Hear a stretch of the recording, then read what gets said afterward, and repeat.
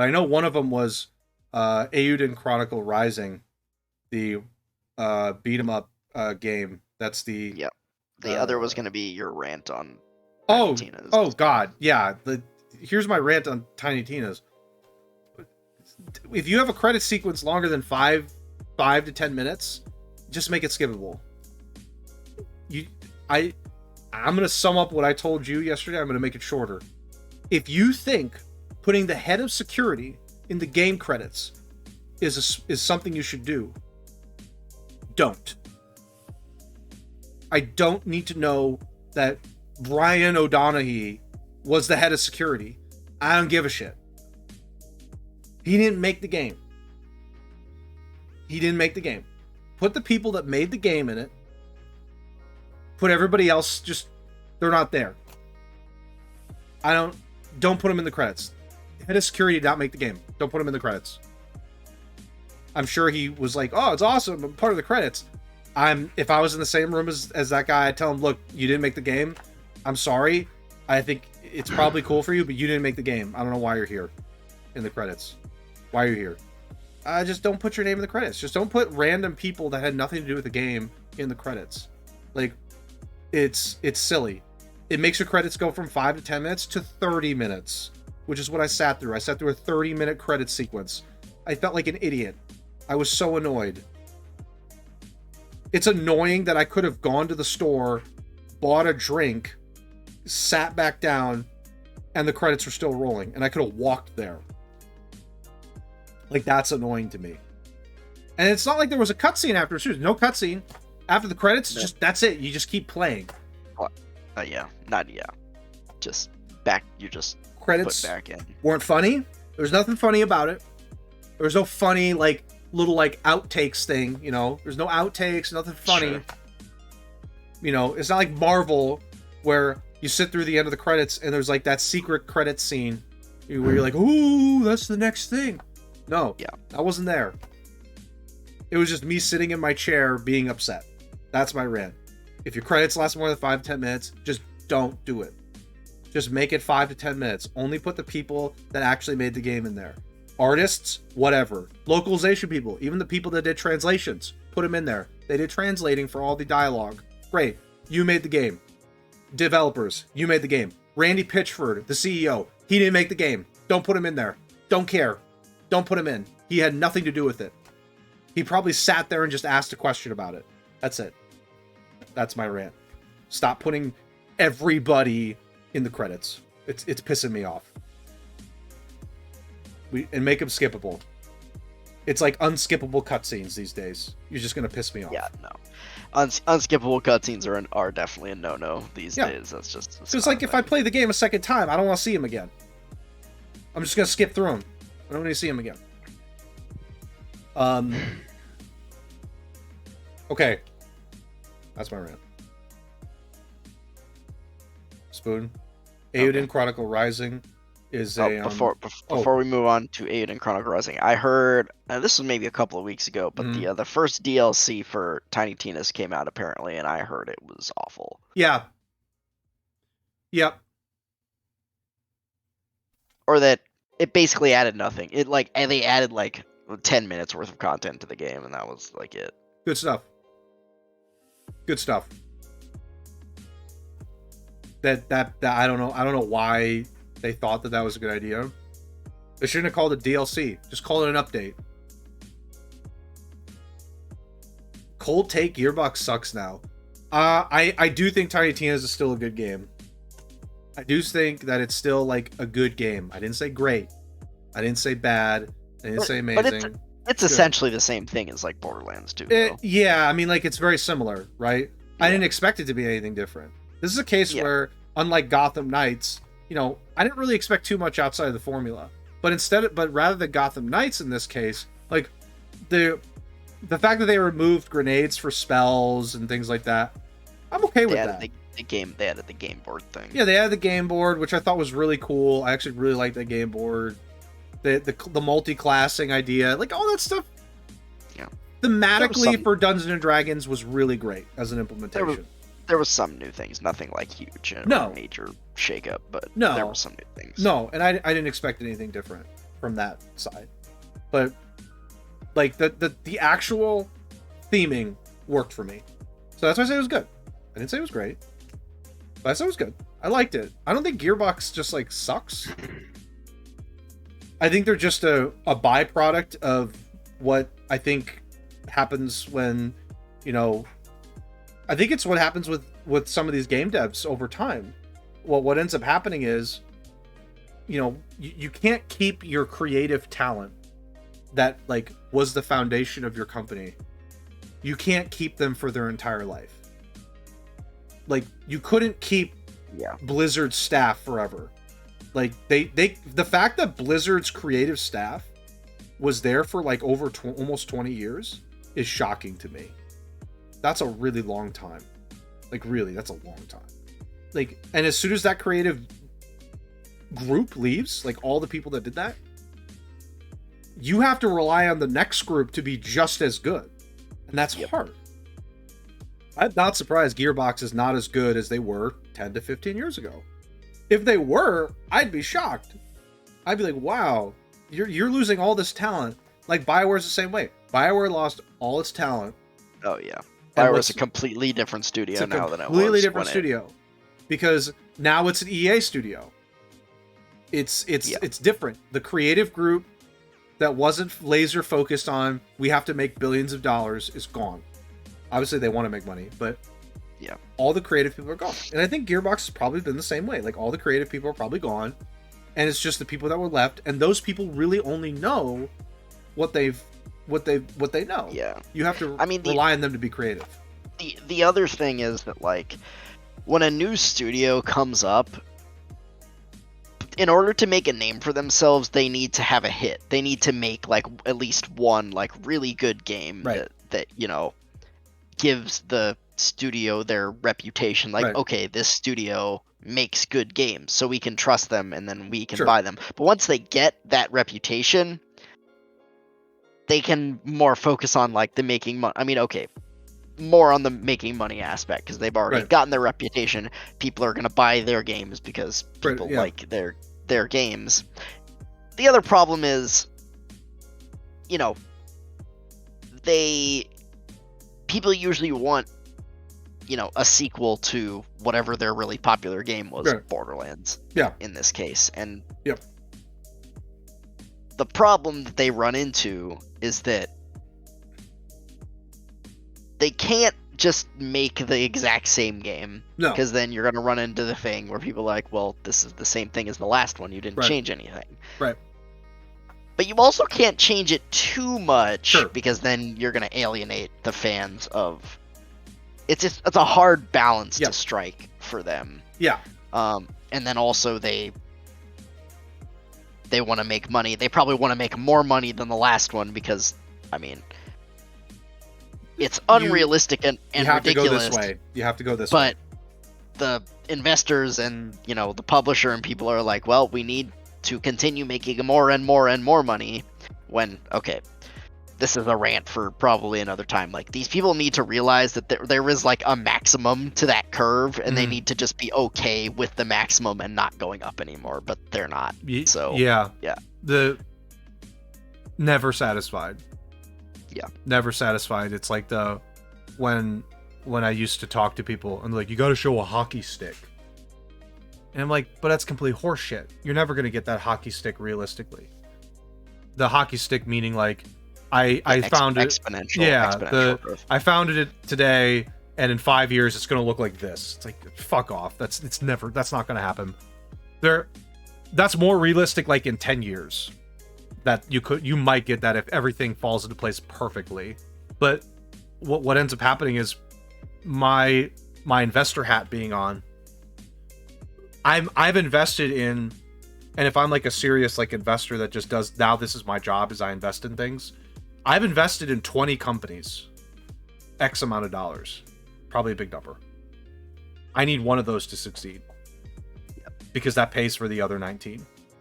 Yep, that fail. If DoorDash if DoorDash sells or goes IPOs for the billions of dollars that it probably will do, that funds all my other projects. So these investors at Gearbox, like, I hope you're the one. I need you to be the one. So I need you to keep making money because you're succeeding. So you have a good formula. You might have a good team, obviously. I need you to keep succeeding so that you can fund my portfolio and my third house that I just bought. I bought a third house. I need you to fund that. And like my portfolio relies on you. Like I invested in a bunch of other projects that aren't working out that way, but you are working. So that's what happens.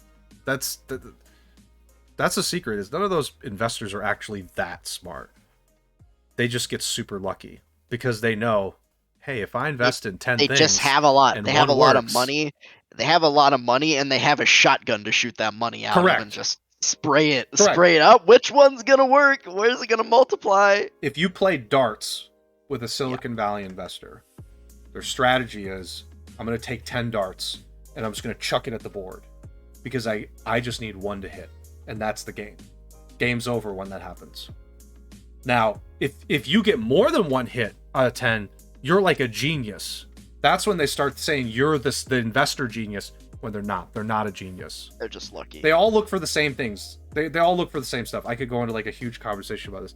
All these guys look at the same stuff.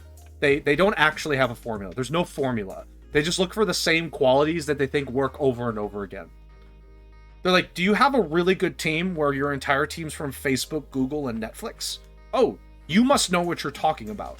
You're going to succeed. So we're going to invest in you.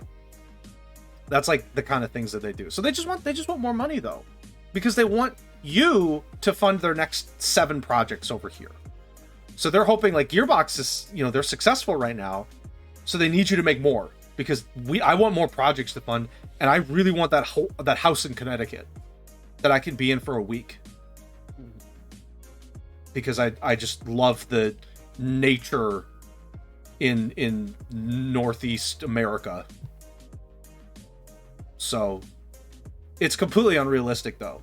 But you have to understand, like, these are people that, like, their whole life now is just, I want to invest in shit. And I need one thing to work to make me keep that going. Otherwise, I can't continue. So, like, if something's working, they're gonna just keep saying, you have to make more, please. You need to make more. I can invest in 6 other projects if you keep making more, and I can buy a house in Hawaii or a condo in Hawaii. Like, that's like the level of craziness that people get to. It's insane. So I don't blame the investor at Gearbox who's like that, because he's like, that person, he or she is like, oh my god, look how many projects I can invest in because you worked. I'm a genius. So that's just like, they're all cuckoo though. They're all crazy. You have to be crazy. You have to be crazy to dump that much money into something on like a less than 1% chance of success and be like, yeah, I'm just gonna gamble it all away here and hope that it works. You gotta be a little crazy. Most of those people have more money than they know what to do with, so it doesn't matter. Yeah, most of the time it doesn't, but you still lost $100,000. That's still kind of sore. To most millionaires, yeah, you'd be sore about it. Billionaires don't care anymore. They actually don't know how to spend their money. They have too much. Millionaires would care. They're like, oh, I lost 100,000. That's a big deal. I'm not going to do that again. Billionaires don't give a shit. But they don't live in reality anymore. They can't spend their money. That's why they go to space. Because, like, wait, I can just go to space now. I have all this money. I don't know what to do. I don't know what to do with it. I'm so rich. I don't know how to spend my money. But somehow Jeff Bezos still wants the government to fund him going to space. And Elon wants to buy Twitter. And Elon wants to buy Twitter. Well, Elon did buy Twitter. Yeah, exactly. Like, but my point is, like, it's a completely different realm of, like, you just don't know how to spend your money anymore. And, like, he's like so bored he can't spend his money fast enough. He just keeps spending it. I also love this argument they always put on. Well, it's like, well, they have a net worth of whatever it is, 150 billion, 200 billion, but none of it's liquid, so you can't tax it or whatever. And then Elon just comes out and buys Twitter for $50 billion. I'm like, that seems pretty fucking liquid to me, I'm gonna be honest. Well, he's taking out a bunch of loans. For one, he's asking for a bunch of loans. And then, well, I mean, those loans have to have some kind of, like, collateral, I guess. So he's like, I got a bunch of loans, and I'll use my Tesla stock as collateral or something. That's what they do. He's not spending his own money. He's just taking loans. He's just getting a bunch of loans, and then he'll use those loans to pay off another loan, and then he'll use that loan to pay off a different loan. He'll just keep getting loans, and nobody's going to say no to a loan to Elon Musk. Nobody's going to be like, I'm not going to loan you money to him. So, because he's got all this, like, he's got all this value associated with him. So, he's like, he and, like, he and those guys have discovered the infinite money glitch. That's the infinite money glitch. Is they're like, I'm just going to take a bunch of loans out. Because, like, I mean, either I pay it over time, which is fine, or I just use a different loan to pay it off. They're just going to, like, compile all their shit like this. And we're here like, oh shit, can I take a trip to the town over here without having to pay $100 in gas? No, I'm sitting here hoping this country doesn't fall apart at the seams. It could. That's what seems like it's gonna happen pretty soon. It could. It could. There's no guarantees. But I hope not. But it could. There's a lot of bad things going on, obviously. Anyway, back to games. That was a rabbit hole. Yeah, I mean, that was a bit of a rabbit hole. I mean, that's just what happens when you're like sitting here and go like, Elon's gonna buy Twitter. Elon's buying Twitter. And you're like, but why? Like, really? I'm gonna make it better. Why do you care though? Who cares? Oh my god, it's like he's like completely delusional at times. And then he's got his fans. His hardcore fans kill me too. His fans kill me. Okay, how much of the Eiyuden Chronicle Rising have you actually played? I played a couple of hours. Okay. Tuesday and last night, so probably like 3 to 4 hours, something like that. So you put a little bit of time into it. What kind of genre of a game is it? Is it actually like a beat 'em up game, or is it more like just an action RPG kind of game? Beat 'em up like is I would consider a little bit different. Yeah, I would call it more of a side-scrolling action RPG than a beat 'em up. Got it. Okay, so there's because like beat 'em up, I'm thinking something like King of Dragons or like Turtles. Correct. Like, no, it's not like that. It's not like that. Yep. Okay, got it. Is it good? I mean, you read the reviews on it yesterday. We read them. We looked at them. Yeah. Most people I think are pegging it as like a 7, which this is a game that's like a Kickstarter. Stretch goal. So I would have been surprised personally if it was anything but 7. If it was higher than 7, I mean. But you've put in like 4 hours so far. Do you like it? Do you hate it? Is it what you expected? I heard there's a lot of fetch quests in the game. That's what I heard. Yeah, there are a lot of fetch quests. I do like it. I do like it though. There are a lot of fetch quests, but most of them are very. They're really fast. It's just like, go here, get the thing, or go here, talk to the person, go back. Right. Like, it's pretty straightforward. Quick. You can, if you're not in a dungeon, you can fast travel at will to any screen on the in the main town. Mm-hmm. Any screen that you've been to, you can fast travel to that screen. Okay. Basically. So. Okay.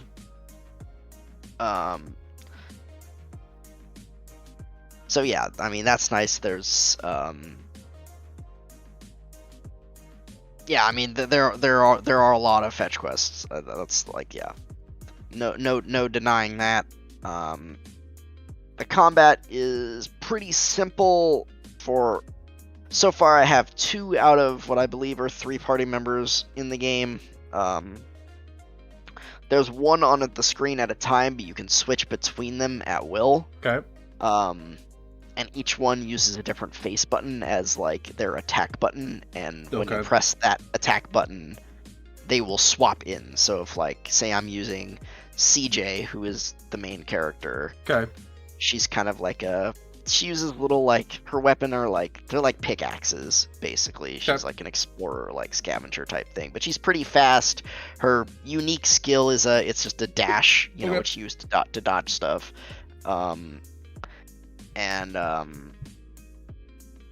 Yeah, so if I'm using CJ and I'm hitting with her main attack button is X on the 360 controller or square on the PlayStation controller. Sure. If I hit Y, that will swap me to the other party member that I have, his name is Garu, or Garu maybe. Garu, okay.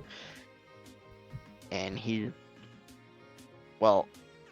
looks like he's a kangaroo. He looks like a kangaroo, but he talks. Sure, it's it's a JRPG. No, it checks out. Nope, that checks out. Nope, that checks out. That makes sense. He just has like a big honking greatsword, basically. Okay. So he's much slower, but he hits a lot harder. Sure.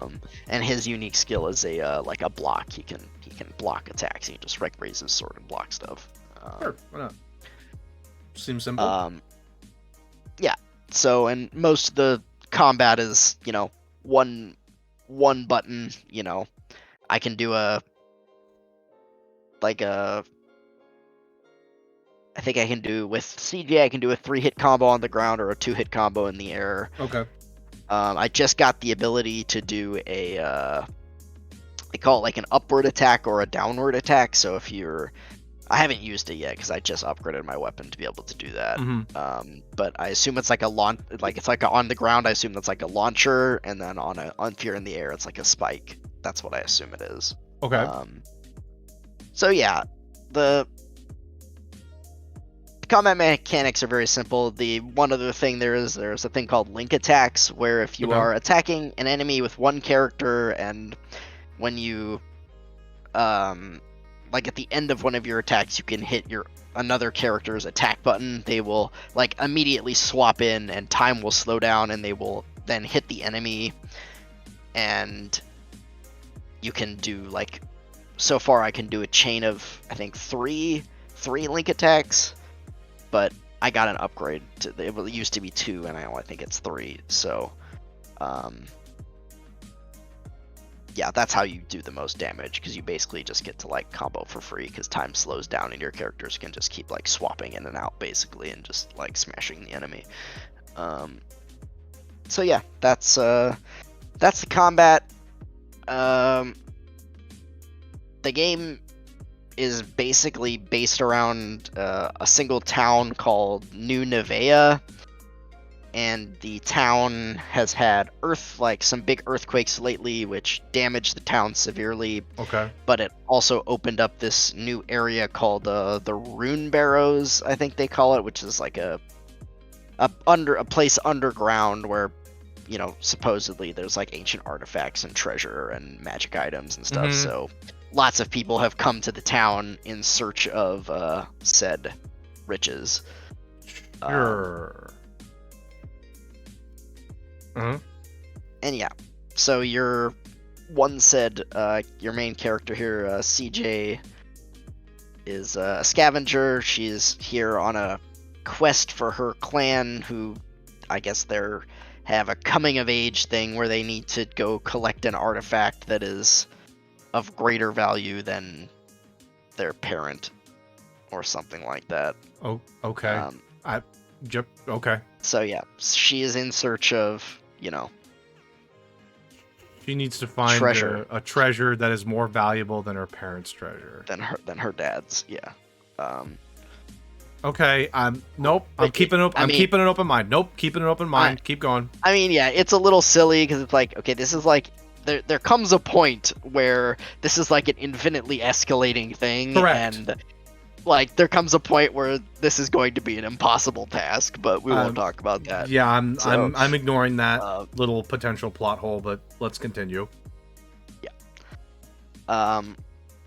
So yeah, CJ comes to the town, and you know, the town is having some troubles with like rebuilding and stuff like that, and this huge influx of people. So they're like they have all these like taxes, and you have to get this like adventurer's license, and so yeah, it turns out like they give you this thing called a stamp card, Okay. and every time you do a side quest or do anything for any of the things, they give you a stamp, and eventually get enough stamps, they give you the adventurer's license, and the more stamps you get, you can get rewards for like stamps basically. And when you help certain people, when you do a side quest for certain people, they will like build. You're basically helping rebuild the town too. Sure. So you do a side quest, and then you'll like rebuild the weapon shop, or the inn, or the armor shop, or the magic shop, or. So yeah, the game is just like, it's kind of a town builder in that way, and like you're kind of just doing these quests to help rebuild the town, and also, you know, do CJ's quests. Yeah. And yeah, the dungeon. Simple concept. Yeah, very simple concept. I like that.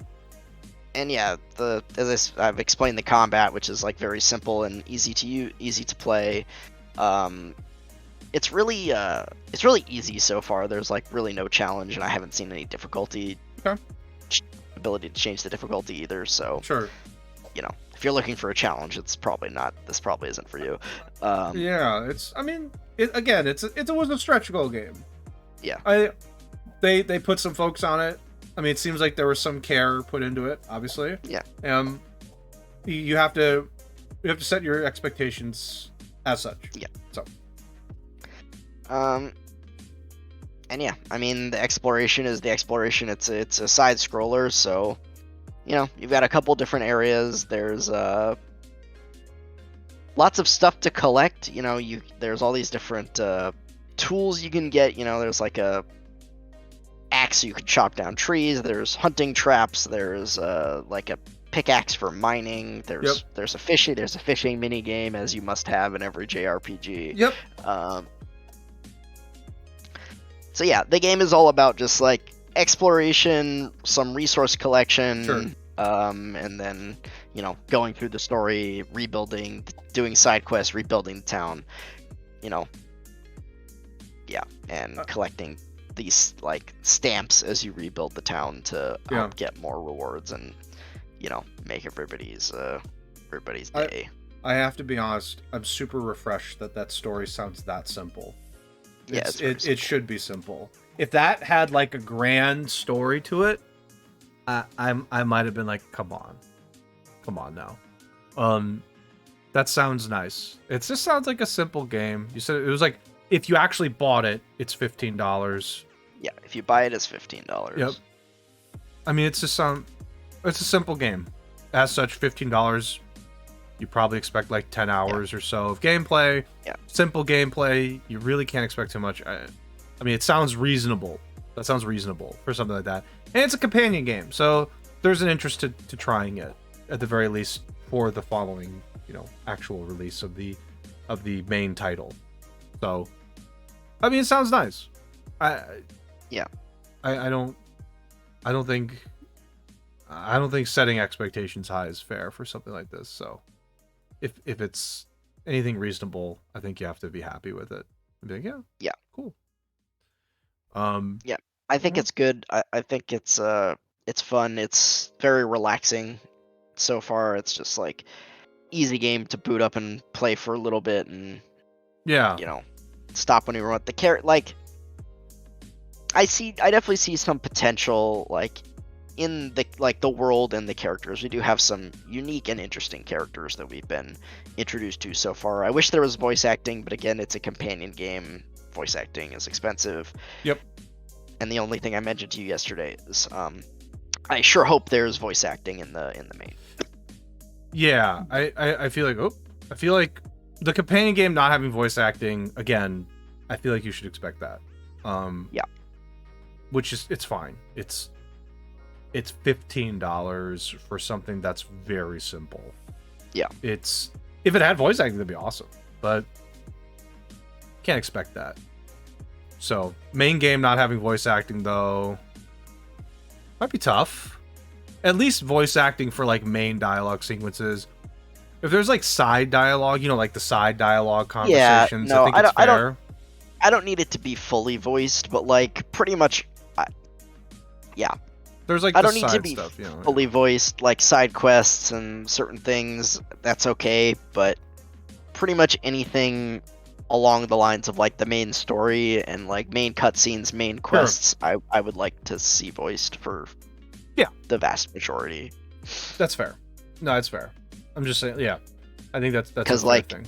Unless you're Nintendo, you don't make an art like. You don't do unless that you're Nintendo or it's like a full-on indie, you don't make an RPG these days like without voice acting. Yep. Nintendo gets away with it, but everybody else you shouldn't. You should Pokemon try. specifically gets away with it. A lot of Nintendo games get away with it for their first parties. Mario, I think it's still understandable that there isn't that voice acting. I don't know what it is about Mario. They could add it. It wouldn't be like there's not that much dialogue in those games. They could add it, and it would be like it wouldn't be that much of an imposition because there's really not very much dialogue in those games. Right, but Pokemon, it's inexcusable for me at this point. Jesus Christ, like, put it in. Voice acting. Please put it in there. Anyway, well, I mean, yeah. Once you get further in the game, you can give like a more official like, okay, is this something people should be playing, particularly if you want to play the actual full release. That would be more relevant, I think, than anything. I mean, I think it's worth checking out again. It's only $15. I'm pretty sure it's on Steam. I'm playing it on the Xbox app because I'm using it on Game Pass. It's free on Game Pass. Yeah, it's on Steam. It's in the library, Game Pass. Okay. So, okay. Yeah, it is on Steam for same price, obviously, $15. But it's free on Game Pass. I think it's worth checking out. Okay. From what I read, with the reviews, it's like 10 to 15 hours. Maybe it's a little more if you want 100% it, but yeah, it's like 10 to 15 hours pretty much to get through it. Yeah, so it's not very long. Yeah, but I mean, it's fair. $15, I think, that's good value for 15 buckaroos. Yeah. Okay. I don't really have any other topics to talk about. We talked about this yesterday. I don't really have anything else. I just finished Tiny Tina's and that's about it. And Tiny Tina's, I've already talked about it. I like the game's good, but that credit sequence kind of made me mad. Kate was here too. Kate was here when I was complaining about the credits of that game. Yeah. And I was so upset. And she was like, calm down. Like, no, I can't calm down. This is making me angry. This is too long. So I don't really have much else to talk about besides that. I'll probably have more to say after next week, because I'll be able to actually like dig my hands into. I'm going to dig my hands into other things, but anyway.